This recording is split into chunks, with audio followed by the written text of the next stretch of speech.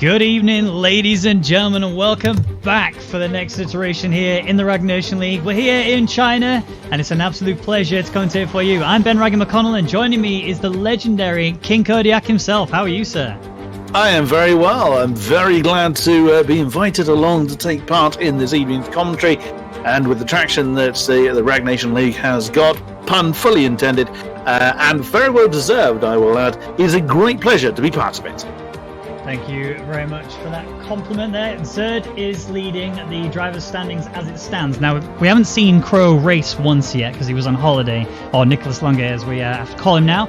Mercedes are still doing really well at the minute, but Red Bull are not so much. They're down there in 8th place with 4 points. Marco did fill in for them as much as possible, so we need to see how much pace he actually has. And there's the track, as you can see on screen. 3.3 miles is the length, and they have the C4, C3, and C2 compounds available to them, obviously the softs, medium, and the hards. And there is always tons and tons and tons of action on this track. In fact, looking at this, turn 14, 15, 16, where myself was involved in an incident with me and Max Thorne, which we won't talk about, but it was definitely his fault, going around the final corner.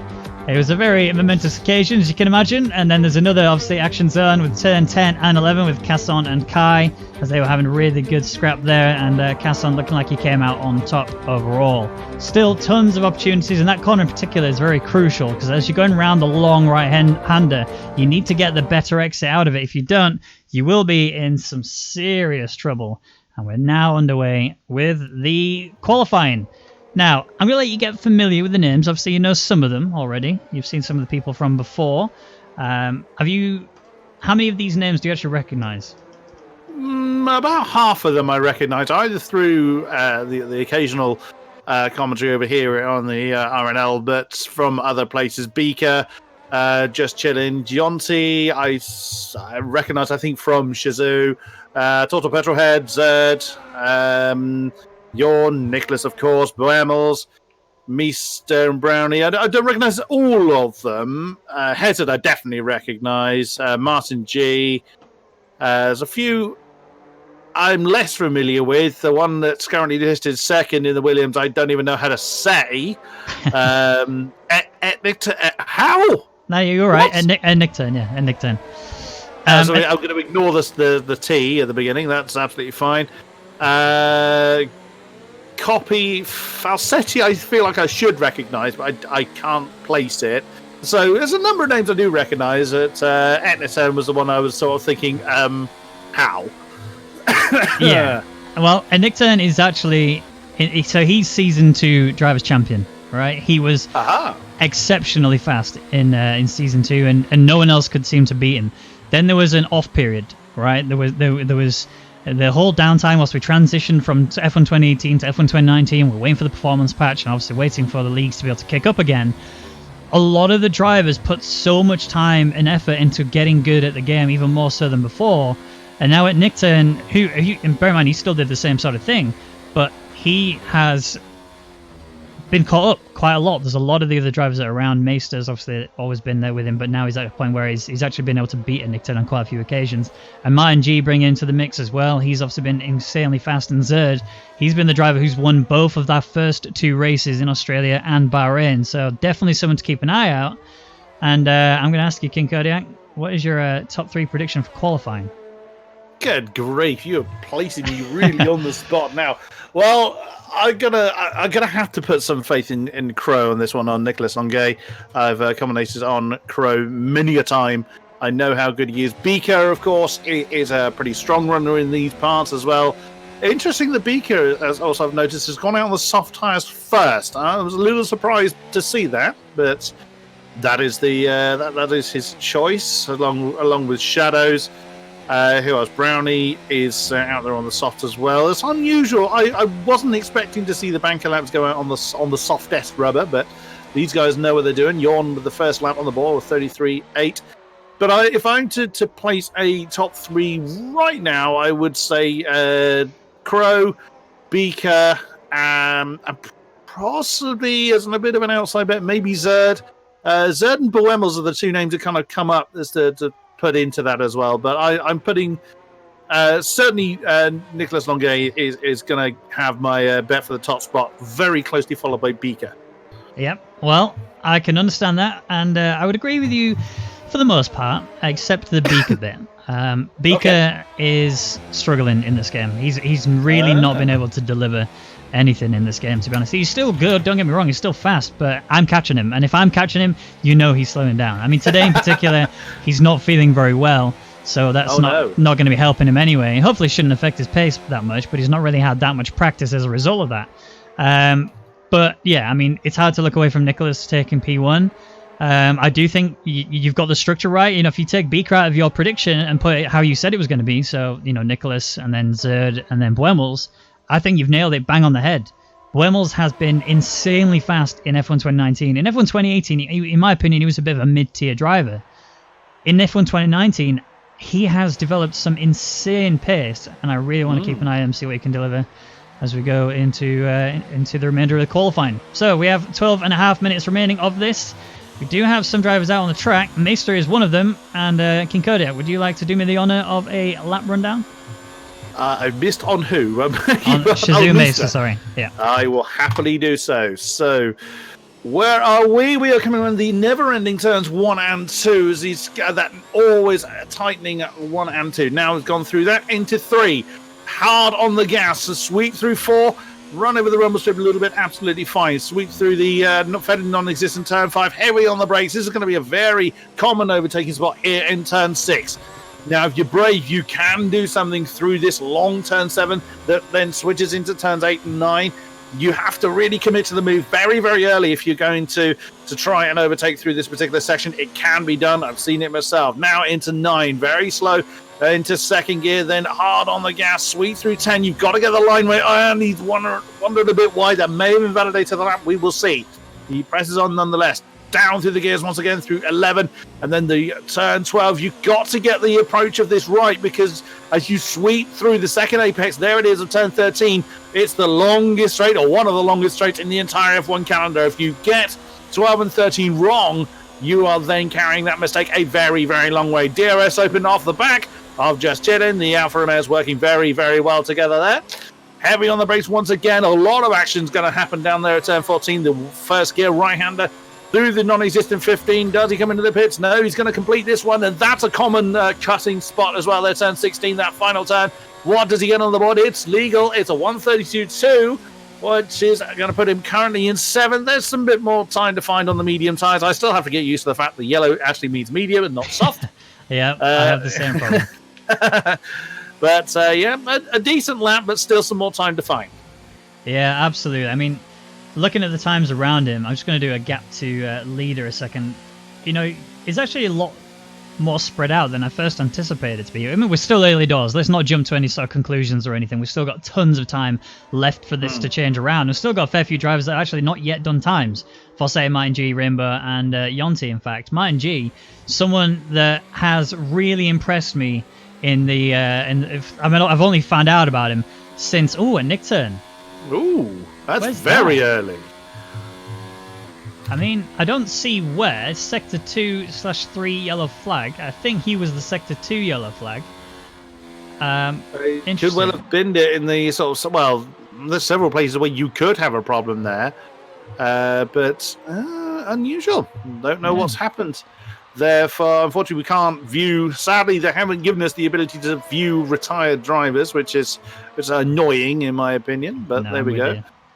Yeah, it is rather annoying when you can't go back and find out where they are. But, we make do with what we've got, unfortunately. And, just going back to what I was saying about... Zerd's gone as well. The rain. The rain is here, and that might have been what it is that's caused them to go. I've only just noticed that there's rain pouring down. So that means the S's are going to be next to impossible. But that also means that unless it dries up, qualifying has pretty much ended. It's done. Yeah, it could be why that people have decided to park it. And the clouds do look pretty heavy, so I would imagine that the rain is going to continue for the next 9 minutes or a significant amount of it. So, no one's going to feel the need to come back out on track, which, there goes Meister. He's brought his car back into the pits. He retired whilst returning to his pit box. So, I would think. So, Brownie in the Ferrari, 130.9 on the soft tyres, has essentially stolen the pole. But it depends on also what conditions we face when we go down to the trackside. Now, the drivers will know. We won't in the commentary box. Copy has decided to call it a day. Boemels as well. I would think vast majority of the people that have already set a time are not going to bother to carry on going. They're not going to gain anything from running in these now very slippery conditions. So the drivers will know whether they have to use these soft tyres again or whether they're going to have a rainy start. We don't know in the com box. Oh, someone nearly been in, did they? Martin G. So obviously he's not been able to put a lap in. He's because he had an issue where he had to rejoin the game. He's not been able to put a lap in. I mean, he's now about to cross the line, but he's going to sit P19, and that is going to cost him. The weather came down at the wrong time for him. He sits P19, even though he did it on the soft. It's just the track is just too damp. Yeah, look, he retires from the session. Majority of the drivers are doing the same as well now. And I'm honestly, this is one of the first times whilst I've been commentating I've only been doing it about a year, but this is the first time I've actually seen this situation happen where the rain has come down so early on in the qualifying that it's going to end the way that it is. And Crow, like you say, will sit P2. He's done 2 laps on those mediums, but the other thing to think about is we don't actually know if it's going to rain in the race or not at the beginning. So there's a possibility those that went on the softs may have actually, like Brownie for example, may have actually done themselves a solid, because if the race does start wet, it doesn't matter what the strategy is because they're going to go on the wet tyres anyway. Very, very true. I'm curious to see whether anyone... I tell you what, I bet you it's going to be a dry start. And the reason why I think that is if it was a wet start, I would have... Not that I'm a driver. I've never driven the F1 games beyond about 15 minutes and finding every single gravel track you can think of. Now, I would have imagined that these guys have done very little wet running. So if we had a wet start, surely now would be an ideal time to try out the wet tyres. As over half the fields are retired now, that kind of makes me think we're in for a dry start. Although Yeltek is pondering the Inters, it seems. I would imagine that we are in for a dry start and everyone else is just going to not bother. A couple of people are braving out laps, amazingly. Just Chilling is out there. I can't imagine he's going to do anything other than come back in. He's on the soft tyres, so fair play to you for trying. I suppose, as Yonti also joins those that have retired.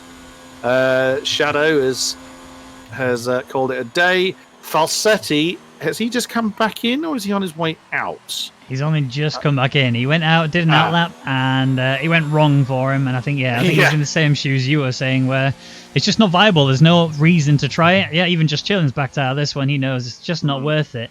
The only person really that we can sort of keep an eye on is this man here, Yolteng, who's currently out there on the intermediates. Gooby's trying to do the same thing, so Racing Point clearly knows something we don't, but unless they can chuck down faster than dry tyres lap times, I don't think they're going to be able to improve that time anyway. If they improve on their times, there's something went very horribly wrong when they were doing their dry times, quite frankly. But stranger things have happened. Oh, Just Jennings called it a day as well. I think we're in for a dry start. I'd have expected more people out there on the Inters just to do some practice after that. I bet not many people have. No. Yeah, we know how long F1 2019 has been out for now. It's not particularly long, but vast majority of people would have done dry times. That's what vast majority of people do across the board. Not many people practice in the wet weather conditions. So it just makes me think that we're in for a dry start. Although, Hazard and Falsetti have decided to, or are pondering, going out on the Inters as well. The only person that's still got softs equipped that hasn't retired yet is Rainbow. Yeah, he's still sat there. He's not doing anything as it stands. He might. If he attempts to go on the mediums, I think he's insane. I think he may have. I think he may have a screw loose or something he needs to go and revisit. But Yeltek's doing a lap. He's committing. Yeltek's actually doing his lap. He's got nothing to lose, I guess, other than pride. But 1:33.2 is what his time is currently, and that was done on. He did it on hard compound tires. I mean, it's still a relatively slow lap anyway. Given the fact it was the early stage of the race, there was no track evolution. There was nothing to really capitalize on in terms of tire grip. He's now just trying to get out there on the intermediates, just see what time he can do on the inters. And then at the point of when he realizes I can't actually beat 1:33.2 on the intermediates, he's then just going to end up retiring, and then we'll move on to the race. You would think so. But we will see. It's going to be interesting to see how Yeltech handles the Sport Pacer. We can't call them Force India anymore. That's another habit I've got to break. The Sport Pacer Racing Point, how he handles that in the wet. But again, if it's mixed conditions in the rain, mixed conditions in the rain, try that again, mixed conditions in the race, then again, Yeltech could actually be doing itself a bit of a favour here and getting a bit of a feel for how the wet weather tyres are going to behave, what braking points he then needs to think about, because it's a surprising difference. It sounds a bit obvious to give it a bit more space, but you still need to get used to the characteristics of tyres, car handling, the bumps in the track. Everything feels completely different in the wet. It sounds like a very obvious statement to make, but until you try it, you really don't kind of understand how different it is, especially in F1's 2019, being a new game, as we all know. There's not. You've got to kind of reprogram your muscle memory. You've got to teach yourself how to do these things, and you throw a spanner in the works, such as wet conditions, and that's the sort of thing that. Doing the extra time, 1:45.9. That's really not a surprise. That's probably not a bad time in the wet conditions, to be fair. But he's not going to be setting the top of the lap board. Oh my goodness me! Hazard is going for some drifting, I think. Well, I mean, we'll see what he can do in the Red Bull. It's going to be an effort nonetheless. But yeah, we saw how hard it was for Yeltech on the intermediates, and just going back to what he was saying, it's moments like this moment here where you just when it comes to an ill-practiced run, you'll break probably here. Who knows? It's a roundabout there. Let's just try it and let's see what happens. But yeah, here comes Hazard now, coming around to the final corner, about to start. I would call it a hot lap, but it's not looking very hot right now. Yeah, very soggy, very damp, cold, and wet lap. The checker flag is going to fall before he gets back there, I'd have thought. But we'll see. I mean, unless he turns into Ken Block.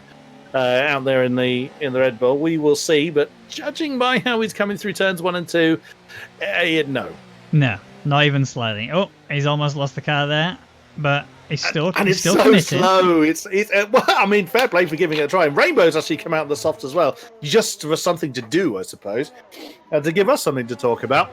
But it's horrible when you're caught, and I'm sure it's happened to a number of drivers as well. And look how much left. That's having to put in to come through turn 6. He's having to do almost full opposite lock just to keep the car. Oops, yep, and it's going every which way he doesn't want it to go.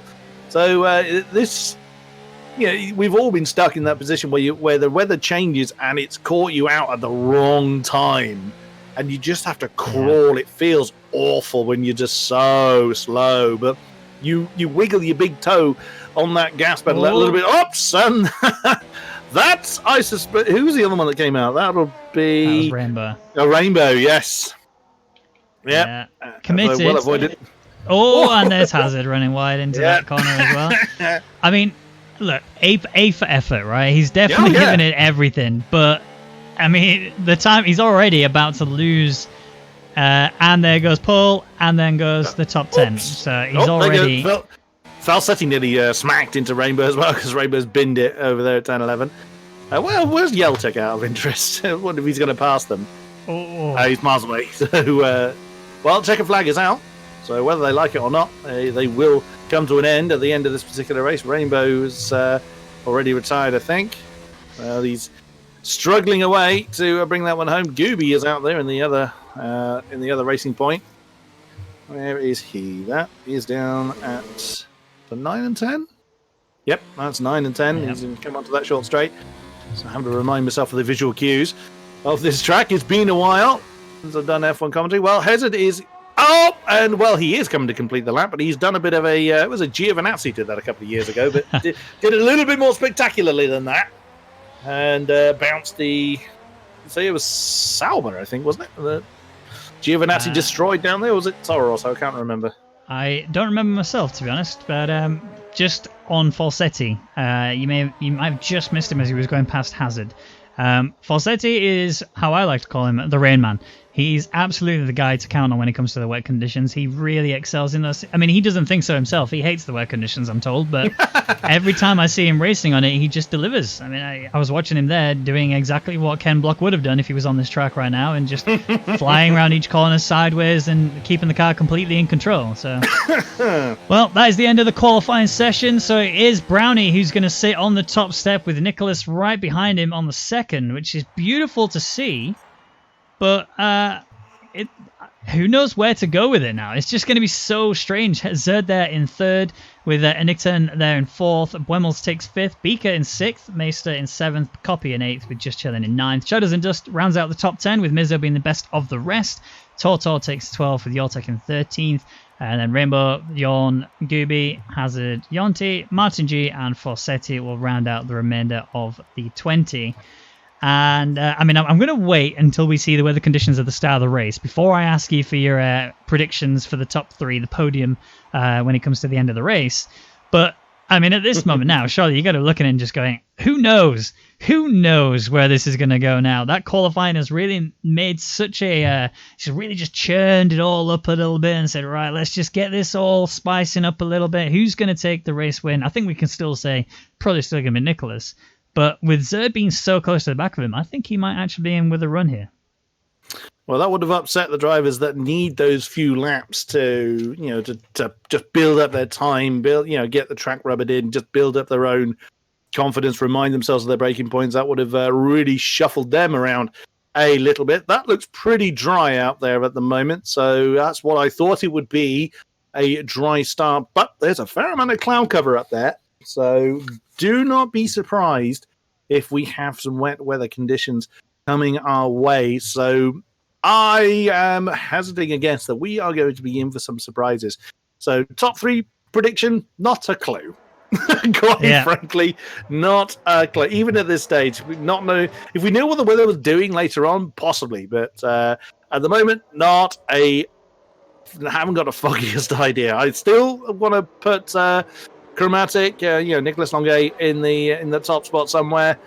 Brownie obviously showing some decent pace, but he needed those soft tyres to get him up there. Bearing in mind that it's around about 0.8 of a second, give or take, between the soft and the mediums, and roughly the same mediums to hard. So Brownie, but again, if Brownie calls the strategy right, if it does get very wet, and there is a fair amount of cloud, although there's a fair amount of sunshine out there now, if it does get wet later on, who knows? If the rain falls at a time when Brownie would have been coming in anyway, he may have got the strategy call right. Otherwise, I think starting on the softs may not necessarily hasn't typically proven to be the best strategy, particularly here at China. But, different drivers, different setups, they have different ideas. They know far more than I ever will.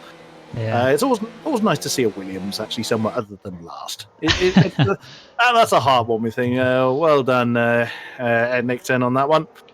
Yeah. So the other thing to mention though, with China, and you were talking about the weather, is it's very much like Brazil. It can be very dry 1 minute and then drenched the next, and that's what makes a massive difference. Now, the race stewards have been in touch and informed us that Mizzo and Hazard are under investigation during the qualifying session, but it will be investigated after the race. So I'm not sure exactly what happened. I didn't catch it on the stream. However, it is something to bear in mind that Mizzo and Hazard will be investigated for an incident that happened throughout qualifying. So keep an eye out for that. But yeah, my prediction's probably going to be, I'm going to stay how I said in qualifying. I do think that Nicholas will take the race win. I think Zerd will give him a good run for his money, but I think he'll be second. And Buemels, I actually saw Buemels and Nicholas have a battle. It was a few weeks ago now, but it was in Germany, and they absolutely went toe to toe, and Buemels actually won. So who knows? Nice. Let's see. But we are now lining up onto the grid spots, getting everybody ready and prepared for the start of this Grand Prix. The lights will go out, and when they do, it's going to be who can get the best start off up towards turn one, because that long right-hander means if you're on the outside, you're in big trouble. And here they are now. Lights are on. In a second, there we go. They're on now. 2, 3. is so excited to get underway with the Chinese Grand Prix here in the Rwagnation League, and immediately there is no delay here now as Brownie and Nicholas are actually going to be staying exactly how they are. Brownie manages to get a really good solid start there, and Zerd's already fallen down the order quite traditionally. Nicta and Buemels are there scrapping side by side as Zerd's trying to get on the inside of this, but now turn two's happened and he's now on the defensive. He's got nowhere else to go. Beaker is trying his best to get involved in this situation, but yeah, he's going to stay P6. Nice start then for Buemels, already up 2 positions from his original qualifying. There goes Nick 10 on the inside of turn 6. I did say that was going to be a hot spot, but lovely undercut there from Buemels. A lovely cutback rather to retake that 3rd position. Longate right on Brownie's case then as they chase each other through 7 and 8 all the way down to turn 9. Now Brownie needs to be getting away with that softer tyre compound that he's got on to make his tyre strategy work. Mizzo is being chased by Meester as well. Oh, that's the Mercedes off. Is that Zerd that's gone off? Huge snap of oversteer there on the exit of turn 10. And that is indeed Zerd that's now dropped himself down through the field. Damage on that car. I wouldn't be at all surprised. He shot off to the left-hand side of the track. That is a disaster for him, down to 11th now. But here we go then, the entire field chasing each other down that long straight. Is Brownie going to be able to defend? It doesn't look like Longay is making a move at the moment. It looked like someone was trying to warm their tyres up midway through the pack as well. Zerd is losing positions here, there, and everywhere. I wouldn't be at all surprised if he comes in. That's the Red Bull of Hazard trying to come past him. What does the Mercedes do? He's carrying on. Interesting. So he just needs to kind of get back into his rhythm then if there's no damage or not enough damage to the car. But everybody makes it through the first lap alive. Yep, no one has DNF'd, although we almost had a few DNFs. Yon has just lost a place. Toto's lost a place. Scooby there now pushing his way up the order. Martin G, keep an eye on him. Yes, he's down there and he did start second to last, but he's already claimed a fair few places and he's on the charge. He's on the hard compound tyres, so he looks like he's going to be trying the one-stop strategy, but he's going to be doing it in the best way possible, which is going from the hardest compound to the softest compound. When you get to the softest compound, you will be delivering so much faster pace than everyone else. You should be able to bring yourself up to the front runners in no time, as Meester and Mizzo are still... Actually, I'm being lied to. The times are actually separated a fair bit. Mizzo is a little bit further ahead, but actually Mizzo is right there on the back of Beaker. And we are coming up to the long right-hander as we get onto the back straight. And whilst we don't have DRS just yet, we will still have a long run to that hairpin and tons of slipstream opportunities to be capitalised on. And as it stands, it's still Brownie leading from Nicholas, with Buemels not that far behind. And Nick Turn is 4th with Beaker in 5th, Mizzo 6th, Meester 7th, Copy in 8th. Yotek 9th and just chilling, rounding out the top 10 as it stands. Yeah, it's not gone well for Shadows and Dust either. He's down there in 15th again on those soft tyres. That has really backfired for him. He's lost 5 positions. I think he had a lag moment at some point as well in his battles as the yellows come out between sectors 2 and 3. So someone's having a bit of... I think it's Shadows again. He's lost another spot to Real Gooby now. So not going well for him. Mizzo is right on Beaker's case again. Beaker really needed to have made those soft tyres work a bit better than he's currently doing. So the McLaren is looking to really challenge the Ferrari. Top 4 pretty much settled down now. Whoa, just as I say that, Brownie has a massive snap of oversteer on the exit of turn 4. So manages to catch that one's roughly about 0.6 of a second between the top 4 cars in turn. Then a bit of a gap between Nixon and Beaker, but Beaker's, like I mentioned, got that McLaren right on his gearbox.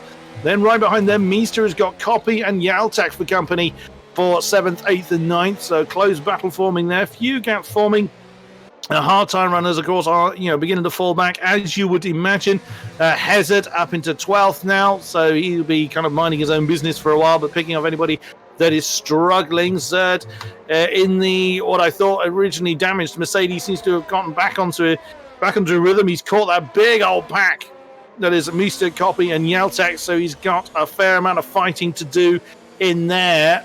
So and just chilling actually has had a bit of a problem coming through 13. That's put the Mercedes right alongside him as they head down the long straight. Lots of shuffling for positions then as Nicholas Longo right on Brownie's case. Copy and Meester side by side. The Williams trying to get the inside of the Alfa Romeo. Can't get it done this time. Zerd and just chilling have swapped round. Zonti and Martin are still side by side as they come out of turn 14. That's going to be Brave. Who's going to be, or who's had their Weetabix for breakfast this morning? That's someone that I can't see who that is, has gone wide. I think it was Yonsei that had to go wide, and because of that, he's lost the position to Martin G. So lots of fighting going on, but that top pack is really condensed now. The top three very close together. Brownie's tyres may well start to be suffering a little bit, but he hasn't been able to use that softer rubber to his advantage. He really hasn't. Also to note, Martin G, whilst he's making his way through the pack, he also is missing a right end plate, so turning left is going to be a real issue, which we know through the S's he has to do that quite drastically, and he's not going to be able to really use that downforce to do it. So many position changes going on as Yoltek just loses a place there to Zerd. Zerd really bringing it back together after that major off you saw earlier on in lap 1, and I'm so surprised to see that Nicholas is still behind Brownie. Brownie's on those 3-lap-old softs. The tyres will start to drift apart a little bit, and Martin G, he's lost a place there to Gooby. Gooby's up now into 14th place, and that wing damage really seems to be just hindering him so much more than he would have hoped. But he will have the added benefit of going down this long back straight. That little bit of wing less means that he will have less drag, and he will be able to push so much harder, but he just can't get round. Oh, he's on the curb there, makes a big mistake, and whilst that happened, we did see a change of race lead as we went in towards the hairpin. Nicholas has now taken race lead. There's also a change further down as well as Mace has gone down the inside. Beautiful stuff from him. Going to get on board there with Zerd, who's also trying to catch up to Copy. He might be able to make something happen on the home straight. Brownie's really falling down the order now as Buemels has actually managed to get past him as well. They're still close together though. Brownie might be able to hold out through turn 1, but no, he backs out. And Nickturn might be able to try something as well, but I think it's going to stay how it is at least for a few more corners. Buemels did not have a good run through turns 1 and 2. It was really, really wide coming through, particularly turn 2. That's dropped him right off the back of Longuet. Look at that. The Red Bull nearly out of DRS race to the Renault. And there's Nickton again in the Williams trying to, having a look on Brownie coming into turn 4. Does not commit to the move. We've lost Martin G. He's left the session. Is his car still running? Don't know. I can't look, unfortunately. He retired in the pits. Oh, dear. So, yeah, that's damage to his car. He wasn't confident on running with it, it would seem. And that is his day done. 19 runners remain after only 4 laps. But Nickton's lost a little bit of time off the back of Brownie. But Nicholas trying to do what he can. He's just about got enough space to himself to prevent Buemels having a crack at him coming into turn 14. He should be fairly safe this time, but he wants to break DRS. That's going to be the biggest challenge for the Red Bull. He timed the strike on Brownie absolutely fine. I wouldn't be surprised if Brownie comes in fairly soon. And Mizzo's not all that far off the back of Nixon either, in fairness. He's out of DRS round at the moment. Oh, that's Buemels round. Buemels has had a problem. And I think Brownie may have been caught in it. Yup, big chunk of wing missing on the Renault. So there was a spin there. He's hit someone, and that's several cars in. Nixon's come in. So I think it may have been the Williams that was caught up in that particular issue as well. Buemels was a shot way too wide on the entrance to that pit lane. Very Lewis Hamilton from back in 2008. Any Lewis Hamilton fans won't want to remember that, myself included. Brownie on the hard tyres. I'm not surprised at this stage that some people will go onto the hards. Yeah, but looks like everybody that's come in right now is doing exactly that. So Shadow is in as well. That's getting rid of the soft tyres, I'd have thought. So expect Beaker to be doing the same thing fairly soon. Well, Beaker's actually trying to get past Just Chillin', but Just Chillin' managed to finally get the move done. And he's now up in a P7. Beaker's tyres are really starting to fall apart. He's going to need to get off these soft compounds as soon as possible. You saw what happened to Brownie. I mean, Buemels was unfortunate to get involved in a situation that he shouldn't really have got involved in. He falls out the order, and now he's right down there in 18th place. And the thing is, weather could still play a massive factor. We don't know what the weather report is going to be. There may still be an opportunity for rain, and if there does, you can guarantee that it's just going to spice this whole Grand Prix up even more than it already is. Absolutely. Now the hard runners are going to start to come good now. So Yonti, Hazard, and Falsetti as well started on the hard tyres as well. Then now the race is going to start to come to them. Jonty is on the back of Beaker. He may not be a hell of a dive if he does it from there to claim that 8th position. He has a look on the inside of the Ferrari, doesn't commit to it. Oh, and that's in between the two. I think Beaker was slowing down a bit quicker than Jonty was expecting. And unfortunately, the Haas ploughed into the back of the Ferrari. Both of them continuing at the moment. Beaker still not pitting, interestingly. So that's a bit of a surprise. Oh, and the other Renault of Total Petrolhead has had a problem also down there at turn 14. That seems to be a bit of a Renault magnet at the moment. Falsetti was a bit wide coming through the final turn. He ran onto that escape route out there that has a wall waiting for it. And Beaker has lost a spot. He's fighting. He's lost the spot ahead. Real Gooby is right alongside him on the exit of turn 4. Can the Ferrari manage to fend off the... nearly did it again, Force India. And just about does so before they get to turn 6. But Hazard's gone through, and Beaker, he's got to get shot of those tyres unless he's going to try and string that out for a medium set. It's not. Oh, that was what I was saying. You can do a move down there into turn 8. Wow, Gooby's definitely had his Weedy mix for breakfast. He is hanging on to this one through turn 10 as well. Gets shoved wide. Firm but fair from the Ferrari. Beaker does defend it, and the Racing Point now going to dive on the inside of 11 and still can't get the move done. Beaker defending brilliantly well. Now as they come into 12 and through 13, surely Gooby is going to pick up this one. After they get to what he's probably going to get the position. Yep, he's not even going to get DRS open, and he's already alongside the Ferrari. That just goes to show how little rubber is left on Beaker's tires. If he doesn't come in soon, they are going to explode as Gooby then returns to the racing line before they get to 14. And that is going to be job done. Surely Beaker is going to come in now as the last of the soft starters out there. Is he going to come in? He's a lunatic. He's still going. That's the wrong decision in my mind. He really needs to be getting shot of those soft tyres. But we'll see. I wonder if he's trying to stretch out the stint for a medium set. That's the only logical explanation I can think of. But he's going to lose so much time doing so.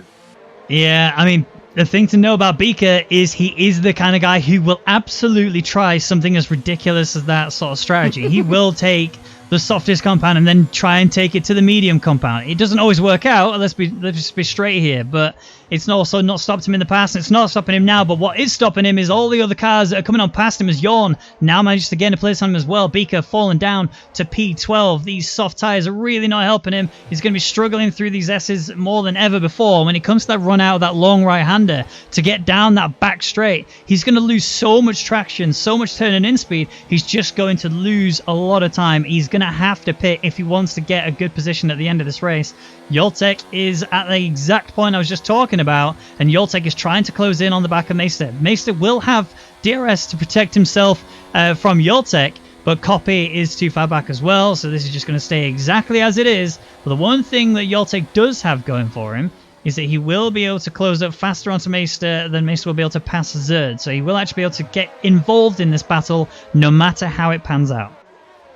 Another thing that's making Beaker's day that a little bit worse is the fact that his ERS energy is almost through the floor. Everyone else has got around about sort of 50 to 60%, whereas Beaker seems to be running at about 25 to 30%. He's built it up a little bit now, but he seems to have used more ERS energy than everybody else.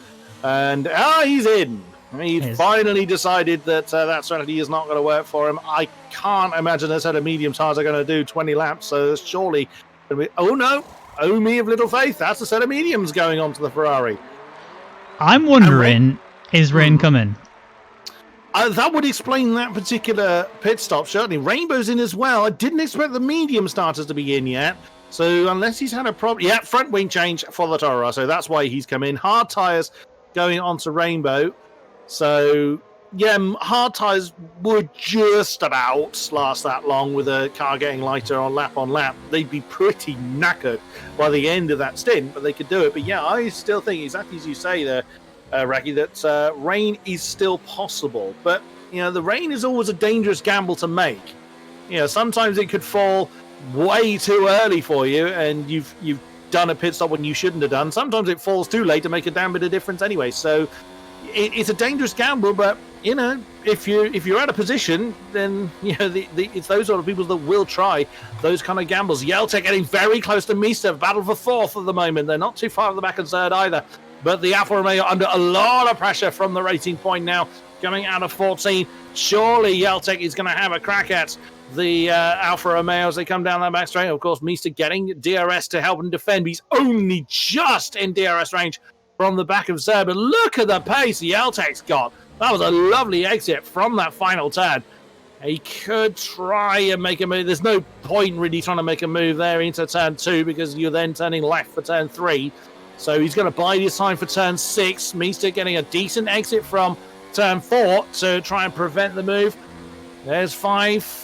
And no, Yeltic could have made the dive, but he would have had to relied on Meester seeing him because he was coming from quite some way back.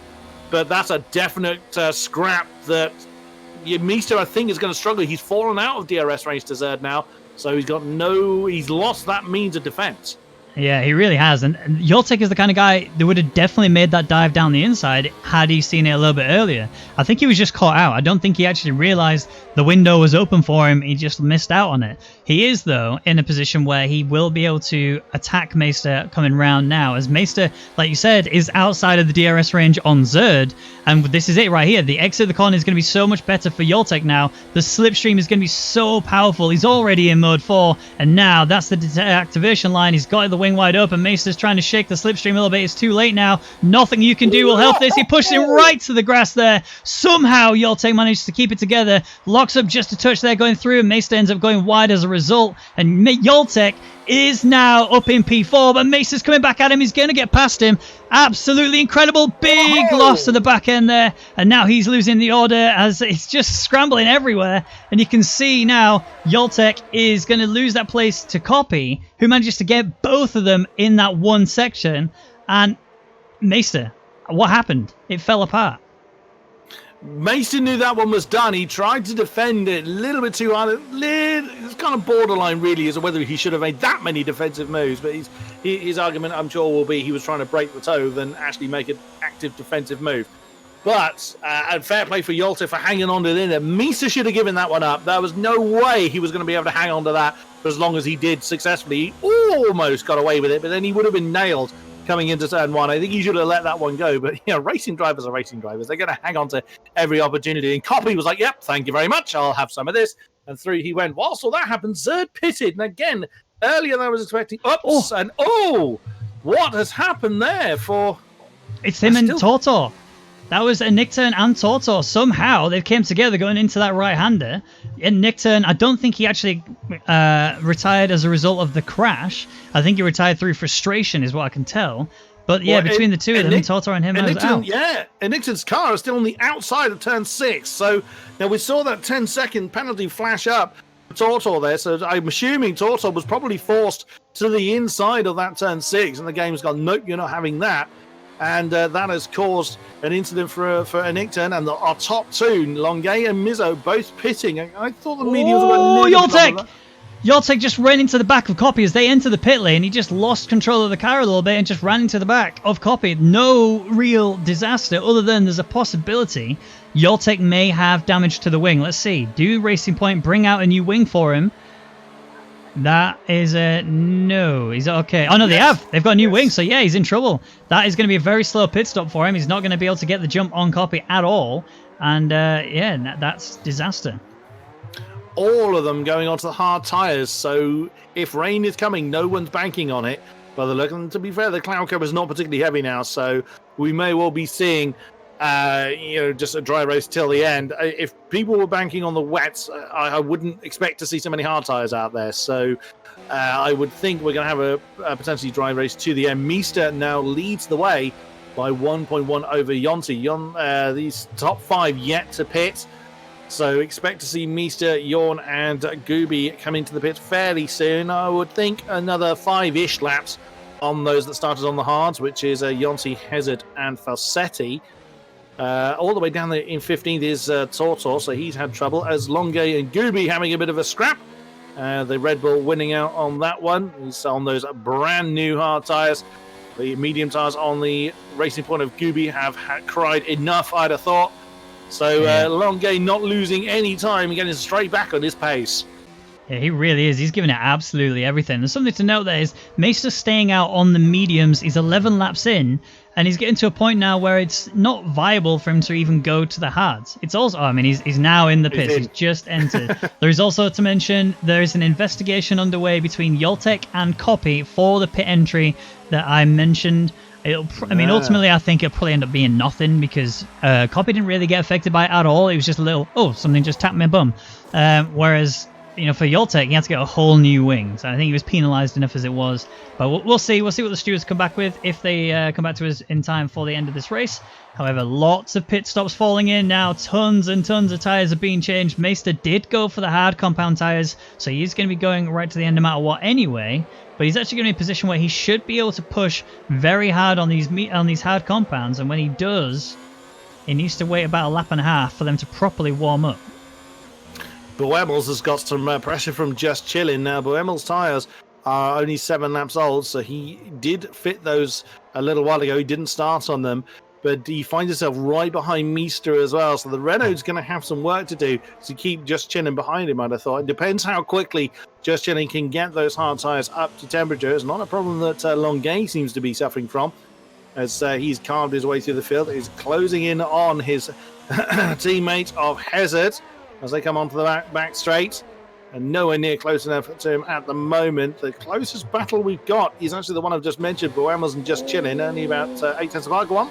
Oh, there's actually Gooby and Tortor actually going side by side as they come through it, and there's also Jorn getting involved in this as well. Now we saw Tortor and Nickturn have an issue earlier on in the race. We saw Nickturn retire as a result of that, and I've had it confirmed as well that his front right wheel was off, but Gooby getting a much better run round that long right-hander on these brand spanking new tyres means he's able to gain the place on him. Jorn's going to be slipstreaming Tortor as well. Toto actually didn't get any DRS on that at all, but somehow he's managing to keep the pace alongside here now. This is going to be a tough one as we see a little bit of contact between Toto and Jorn. Toto is going to stay ahead just about, but Jorn, he let him go. Toto realizes he went a bit deep there, went into the side of Jorn and said, I'm sorry, it's your turn, off you go. Surprised he's not come in though. He's clearly struggling on those tyres, but is choosing not to pit at the moment, as Longuet is now well within DRS range of Hazard, as the hard tyres will now start to struggle somewhat. Brownie and Falsetti having a bit of a fight on the exit of turn 6. The Ferrari's got the drive he needs. Can he get past the McLaren? Yes, he can. And the Williams of Copy is right in there as well. So Falsetti, on his failing aged hard tyres, has lost the spot to the Ferrari. He's likely to lose the spot to the Williams as well. But it depends on how hard he's going to fight. Depends how long he wants to stay on those tyres for. He's going to be worth his while putting in the effort to try and keep people behind him. And Longuet is flown past Hazard well before they get to the braking zone of turn 14. That was fairly inevitable. But Falsetti's got it all to do. I think it might have been a little bit of team orders between the two Red Bull. I think Hazard's saying, I'm slower than you anyway. You may as well just go. I've got 13 lap all hards. Just go for it. Enjoy yourself. Although Hazard does actually have the golden strategy now, because he's on the hard compound. He has been from the beginning of the race. He now has the ability to go to the soft compound. Something to note, though, is those tyres of the soft compound do not last very long on this track. The demand that is required because of the S's and because of the areas that require a lot of aerodynamic pressure does also require a lot of mechanical grip from the car, and so those tyres get destroyed. I think the average is around about 8 laps on those tyres on the softs. So if he is going to go all the way to the point of going to the softs... Copy Falsetti for 7. Sorry to cut you off there, Raggy. They're side by side, still coming through 3. The Williams has been biding his time behind the McLaren all the way down the straight through 1 and 2. Still side by side, Falsetti. He's not letting it go. The Williams forced to the inside of turn 6. And that is job done. Can the McLaren come back underneath? Meister is now right in there. But Wemmels isn't too far behind, and already that's Meister going for the inside of turn 7. And that was very opportunistic. He's brave, though. The McLaren doing everything he can. Whoa! Tiny bit of impact, or that was the McLaren bailing on that. I'm not entirely sure from that angle. Falsetti, he could possibly attack Meister back before they get into turn 11. Is he going to position himself to do it? Oh, he has as well. There's impact between the two. The McLaren survives. Well, they both survive another day, and Falsetti's used almost all of his ERS energy. He's running a bit light on fuel as well for the rest of the race. His fuel light is on, or fuel warning light is on, so he's got to be careful. There's Boemels as well there to make his day even worse. There goes the Renault. Easy pass for him. Just Chilling is right there as well in the second Alpha. Is he going to dive on the inside of the McLaren? He's lined up for the move. He was a little bit late committing to that. And Falsetti is struggling somewhat. Two pitters, Yonti and Hazard, have come in to get rid of their starting hards. They've gone on to medium tyres, and the McLaren continues. Surely Just Chillin is going to blast past it. Actually, Falsetti just stayed over to the left. He wasn't interested in defending that at all. He knew that he wasn't going to be able to keep behind. But, yeah, don't discount them, though. Exactly as Raggy was saying earlier. Those medium tyres, well, soft if they're going to really play it that long, are really going to come good. But look at Jonty. He's just come out of the pits right behind Falsetti. So he's already got people to, crucially, pick DRS up of. So whilst he's getting his tyres up to the operational temperature window, he's already got the help with DRS. So that's a great stop for Jonty. He should dispatch of the McLaren fairly easily. It's going to be the next few may well struggle with, but we will see. Yeah, we will see indeed. Jonty is still round the back of Forsyth. Forsyth's tyres, like you say, are just falling away from him. He has no grip to be able to really defend or attack in these sort of situations. He is just trying to damage and limitate for the meantime. Just trying to slow everyone else down. So when he does make the change, it was close there. I thought it was going to be contact, but no. Forsetti does fall now to P10. But yeah, when Forsetti does eventually pit, he's hopefully going to have slowed everyone down enough for him to be able to use whatever tyre he goes to, whether it be the softs, whether it be the mediums, he's going to go for it. Now, I do have some situations I need to keep you updated on. So, there was an investigation between Brownie and Tortor. Brownie has been given a 10-second time penalty and 3 penalty points as a result of the collision that he had with Tortor earlier on in the race. We didn't catch it on stream, but there was a big crash. And so, Brownie is going to get that time added to the end of his race, which as it stands, he's going to lose a lot of places due to that penalty. Fossetti's decided to come in.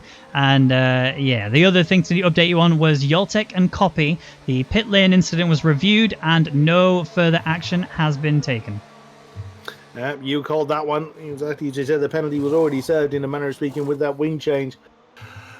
For the offender, it is just the nature of the beast. Now, Falsetti is going to come out quite a long way down. Where's Shadow? Falsetti's already... that could be a bit close between himself and the Haas. No, the Haas is just going to be behind him. Falsetti on the softer rubber. He should be able to handle that okay.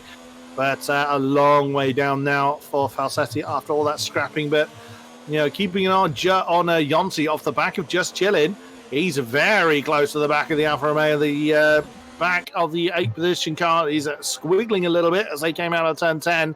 And there's a big old pack there for Jonty to have to negotiate. Well, for them all to have to negotiate, but they're all on hard tyres with the exception of Jonty, Hazard, Beaker, Tortor and Falsetti now. So there's still some positions to design. Oh, here comes Jonty. He's going to fly past Chillin'. Just Chillin' did not have DRS there, crucially, so he had no way of being able to defend that, and he knew it as well. So through into 8th position flies the Haas of Jonty. Boemels is his next target. Yeah, indeed. So Jonty trying to recover and push as hard as he can. On these mediums now, he's in the same situation as Forsetti is, as I was mentioning earlier, and Hazard as well. These going on to the mediums now, they have the best tyre to be on, given the length of the distance that they need to still cover. It's actually not that much slower, the medium tyre versus the soft, which is hilarious based on the fact of how short the length of time the softs can run for. So keep an eye out to see how hard Jonty will take these tyres to the end, and Hazard, can he recover so many places that he gained earlier on that first hard stint? Is he going to be able to recover that and go again? As you can see, Jonty now trying to go around the outside, actually went for a cutback a bit too late there. It looked like he was going to try the outside throughout the entire corner, and then halfway through he decided, actually I should probably just try the cutback, and it didn't work out for him. You can see Boemels is actually starting to pull that gap just a little bit. It's not too extensive, but it is still close enough for Jonty to be able to attack, and Boemels will not have DRS when we get to the next long straight. Nope, and that's going to be difficult for the Renault to deal with. Meester is still right with Copy as well, so the battle for 5th has not resolved itself either. So both the same compound, near as damn it, the same tyre length in them. So there's 2 pairs of battles going on. Just Chillin' is just about hanging on to DRS range off the back of the house as well, so he's not too far behind. He's going to be far more interested in the Renault. Now DRS comes into play. Is Meester is not close enough to do anything about it. Jonty is, though, flies past Boemels just as he gets to the braking zone. Can he slow down the Haas? Is Boemels going to try and come back underneath him? No, Jonty's got that one. That is 7th for him, and he's certainly got the pace to then charge off. Oh, as the Renault goes very wide, and what's gone on with Beaker and Yorn? They've had a fight down there at turn 14. The Ferrari lost out on that one. But stayed right with Yorn as well. Oh, Hazard. Ferrari- Sorry, Hazard's looking for a move here on Yoltek going through turn 1. He's actually going to be in a position where he's got the inside line, he's got the pace, and he's going to be really flying through. Hazard, that was an incredible move there. I don't know how he just saw that opportunity and managed to keep the car gripped in the whole way around. It's not like Yoltek's tyres have disappeared or anything. Just Hazard found so much extra space and pace there. He was able to just pass Yoltek down the inside, and now he's into P10 on the charge. 4 seconds ahead of him is Just Chillin', who's really going to be flying, as we can see a nice, what was that, 5-way battle? Yeah, 5-way battle for P5. Copy in 5th, Maester 6th, Yonti 7th, Buemos 8th, and Just Chillin' 9th. And DRS and Slipstream is going to be a huge factor all the way down the back straight. Absolutely, Yonti is lining up to Meester. My brain keeps saying Keemstar. Stop it! Not at all what he's saying. I would never label you as such a slur. Now, Meester is in danger of losing DRS off the back of the Williams. Has he got it this time around? They come into the DRS zone, and he does not. So he did lose it at the crucial time. Yonti is probably not going to be close enough this time unless he dives on the inside. No, he knows better than that. So he's going to try and line up for a move into turn 1 to try and overhaul the Alfa Romeo. Headed still has Yelta for company coming into that same turn 14. Brownie is in. So that's 13 laps on the hard tyres. That's going to be, I'm going to hazard a guess he's going to go for softs at this stage. Let's see what the Ferrari does. No, it's mediums. Oh, Yonti's through. Yonti's getting that place on Meester, same place as what we saw Hazard do on Yoltek. So Yonti now in a really good position to be attacking Copy and actually really looking solid to actually potentially take a nice solid P4 here, depending on how good Copy's defensive drive is. Which Copy, I couldn't even imagine seeing Copy being this high up at the end of last season. To now see him this quick and this strong this season. This is a very stacked grid. I am super excited to have this incredible league race to commentate on, especially with you, sir. It's awesome. Beaker also trying to catch up to the back of Yorn. 4/10 is between the two of them, but it's not really for a points position. And Beaker's put himself in such a precarious position as he's got 11 lap old mediums and he's still got 8 more laps, 9 if you include the one that they're on right now, to go before we get to the end of this race. I think we're asking a little bit too much from those medium tyres to go the distance. Well, Tortor has got 19 lap-old mediums on somehow. I don't know how on earth he's done that. But there's a reason why he's so slow, though. He's just been demoted to the back of the field, has already lost 3.2 seconds off of Rainbow, who's having an argument with Shadows and Dust for 16th position. But let's also not forget the fact Zerd is within DRS range of Mizzo as well, so the podium spots aren't fully decided. That who may stand on them is probably sorted, as there's 7.6 between Zerd and Copy, but who is standing on which spot still needs to be resolved, as the Mercedes is now right with the McLaren. So that spot is very much up for grabs, and still with decent amount of time to sort it out as well. Both on 9 to 10 lap old hard tyres. So, tyre life is not going to be any real factor, and already Hazard is getting right close to the McLaren. Mizzo has got a lot of work to do, but there's still time for the punch and counter-punch routine to go on. So Zerd may just bide his time at this stage, or he's going to try and nail the McLaren and run away. So it's going to be interesting to see what he does. Also keeping an eye on Yonti's progress as he is chasing the Williams, as Tortor finally decides to get rid of those tyres. I wouldn't be surprised if he chooses softs at this stage just to try and nick the fastest lap. Not that he'll get any points for it, but he'll just try and do something. Yep, it's soft tyres on the Renault. So he's just out there to see what he can do. Rainbow and Shadows and Dust are having a scrap as well. And Beaker and Yawn as well for 11th. Oh, commentator curse on the Ferrari just as I've mentioned that. He's binned it at turn 10, facing the wrong way. There goes his teammate Brownie. So, yep, that's the end of Beaker's day, essentially, as far as points are concerned. But Zerd is getting close to Mizzo. That's going to be a fight into turn 1. Yeah, and you can guarantee that Mizzo is going to be defending his heart away. Mizzo is already a really solid, really sort of aggressive defender. So, to see Zerd is going to be on this position going through into turn 1, Mizzo is going to be trying to shut the door on the inside. He's realized now, actually, I've ran a little bit wide, but if I can hold just a touch wider, I can make sure that Zerd can't get the inside for turn 2, and that's exactly what's happened. Mizzo's managed to defend away from Zerd, but this is actually not working out too great for Zerd as it stands, because Yonti on those medium tyres is flying, and that gap is being destroyed right now. I mean, speaking of being destroyed, that lap time just got destroyed as Brownie sets the fastest lap time. I mean, you'll still get a point if he can get into the top 10, but with that penalty that he's got, he's not going to be able to achieve anything other than that. So, Zerd, 3/10 behind Mizzo. Mizzo, a lap younger on the tyres, but also in a position where he's going to have to really manage his ERS levels, and as it stands, he is doing that. He's actually ahead of Zerd in terms of ERS power to deploy, but how long will that last for? How long has Mizzo been holding on to that battery as long as possible?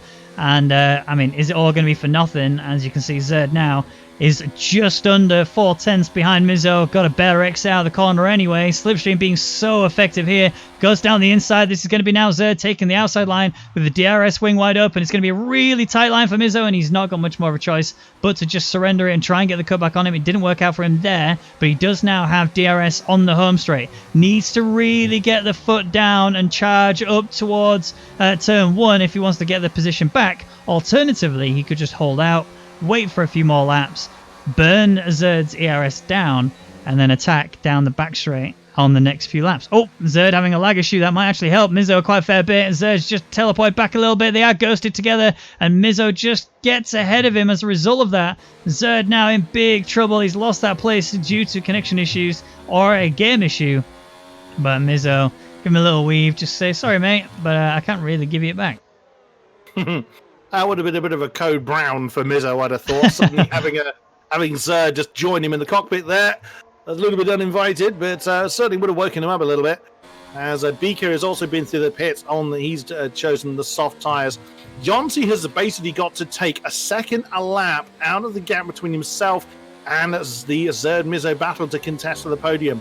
He could do it, and he's always knocking on the door of having the pace to do it. He's got the tyres, certainly. He needs to rely on Zerd and Mizzo just holding each other up, and Zerd again having that small connection issue has just lost him a couple of tenths. It won't be too crucial. He's close enough to Mizzo to attack again into turn 14, I'd have thought, but it's where else these guys are going to fight. And yeah, Mizzo's jumped to the inside lines and more of a defensive gesture than anything else.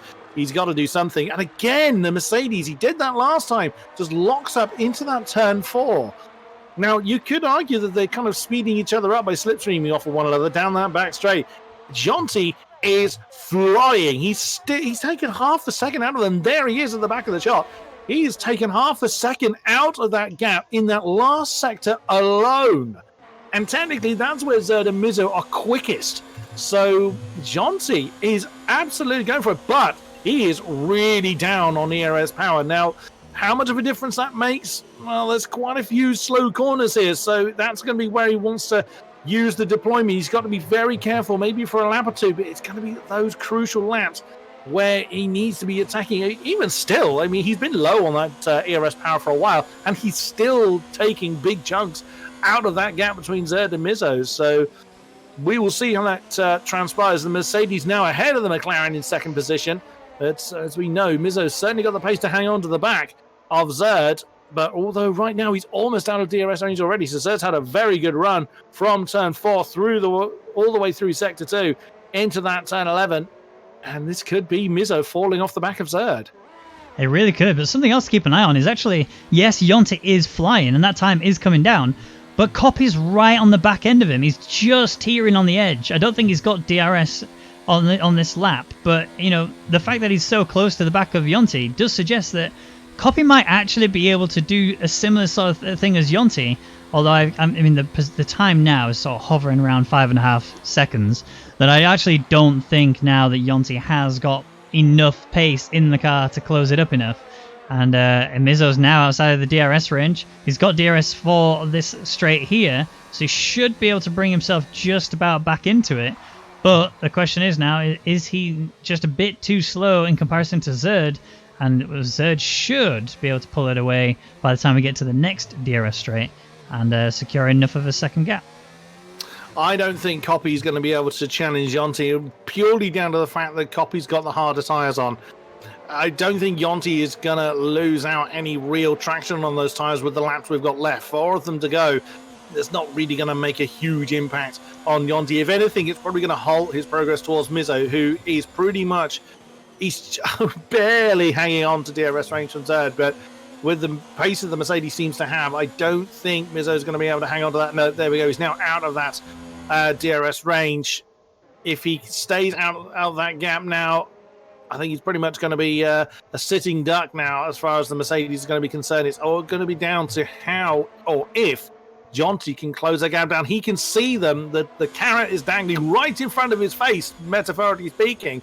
He will see that the cars are there. He knows that Copy is too far back to make any real challenge to him, so he's not got anyone to defend against. And indeed, the McLaren did not have DRS off the back of the Mercedes. So Jonty could do it, but he's going to rely on a mistake now. Unfortunately, that gap hasn't really changed from that 5.6 seconds. With only 3 racing laps to go, I think it may just be enough for Mizzo to hang on to the last podium spot. Indeed. Well, Mizzo outside of the 1 second gap now, 2 laps to go. And I don't think he's going to be able to retract anything more from this. Ooh, Just Chilling. Just Chilling almost lost his entire race there through that final corner. He's still within DRS of Hazard, but he's also deploying a lot of VRS to try and keep himself in that gap. I mean, bear in mind, Hazard's on the medium tyres. He's going to be faster, there's no doubt about it. He's also 4 laps younger on those tyres, so he's going to be faster, no doubt about it. However, the one thing you can rely on when it comes to Just Chilling is his race pace is so consistent that I think he will actually be able to jump Hazard again later on. If not, he might be able to capitalize on Buemel's because of how much Buemel's is actually slowing down on his 20-lap-old hards. Still positions to decide then, so no one's giving up, which is always good to see. It would be very easy for all of these drivers just to say, no, I'm going to settle into a let's bring it home. But essentially nobody can, with the exception of Nicholas Longuet, who's now 13.2 seconds down the road. He could pretty much ignore top gear and still bring that one home. Zerd has got Mizzo only 1.5 seconds behind, so Zerd can't really afford to back off. Yonti, his progress has stalled to the top 3, so he may well just think about just bringing it home, and also his ERS energy is almost out as well. But Copy is only 1.3 behind, so if Yonti makes a mistake or if he slows down too much, the Williams is right there to capitalize. Oh, Hazard! Pretty much just saw that, the Renault trying to pin the Red Bull into the grass, and what a lovely move back from Buemels. He forced Hezet into a compromising position, too tight to the inside of 14 and onto the grass as well. And that gave Buemels enough momentum to nail him back on that turn 14. But the DRS open on Hazard. No, can't do anything into turn 1. He's got the merest amount of DRS energy as well. So the Red Bull right there to do something about it. And I was just thinking we hadn't seen any of those 3-second penalties pop up. So fair play to the drivers for actually staying out of those.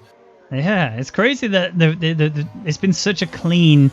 from a penalty. Hazard's going for a move again. Oh, wow, that was close. Literally millimeters between the front wing of the Renault and the back end of the Red Bull, but somehow Hazard makes the dive successful. He's now up in a P7 and Just Chilling. If he wants to get the position on Hazard, he needs to think about getting past Buemels as soon as possible. He cannot delay at all in getting past him. If he does, he is going to lose so much time and Hazard will just run off into the distance. So now, keep an eye on the ERS levels for Just Chilling. Let's see how much he decides to dump as we come round the long right-hander. There is an investigation underway between Hazard and Buemels. I think it's as a result of the braking zone in the run-up to the hairpin. It kind of looked like Hazard locked up, turned into the side of Buemels, and sort of gave Buemels a good old nudge and then forced his way through. Buemels then recovered it beautifully and got a nice cut back on him. Here's Just Chilling now, trying to do a similar sort of thing on the other side of the track as Buemels really pushes Just Chilling all the way to the edge, and they are side by side all the way around. That was very much on the limit, but we are now on the final lap with Nicholas leading from quite an early stage in this race. He's been so far ahead, 14.3 seconds between him and Zerd. Zerd has now managed to secure P2, it looks like, as long as Mizzo doesn't find some magic pace somewhere in that McLaren, but P3 is where he looks like he's going to sit, and then Yonti and Copy will take 4th and 5th. Brownie and Yord have been scrapping away for the last few corners as well. The Ferrari has just managed to overthrow the Toro Rosso coming into turn 1, and really he should be able to run off. It depends how much fuel he's got left as well, because we're in the in the very much the tank is going to be empty stage. Well, except for Nicholas Longuet, he's probably been in lean for the last God knows how long. He's had such a comfortable lead. But yeah, Just Chilling is still right with Buemos as well. Oh my goodness, that's an opportunistic move. Yeah, the Alfa Romeo he's proving a little bit too desperate. There's no need to do the moves there. Just Chilling. Hold on until you get to that back straight. And because of that, he lost a little bit of momentum to the Renault. He's going to catch up to him now. He's thought about that. He didn't want to try and dive on the inside of 11 because then he would be on the outside for 12. Surely that's just going to be an easy pass for Chilling if he can just hold on. And whilst we were talking about that, Nicholas Longuet has taken the win by 14.7 seconds over Zerd.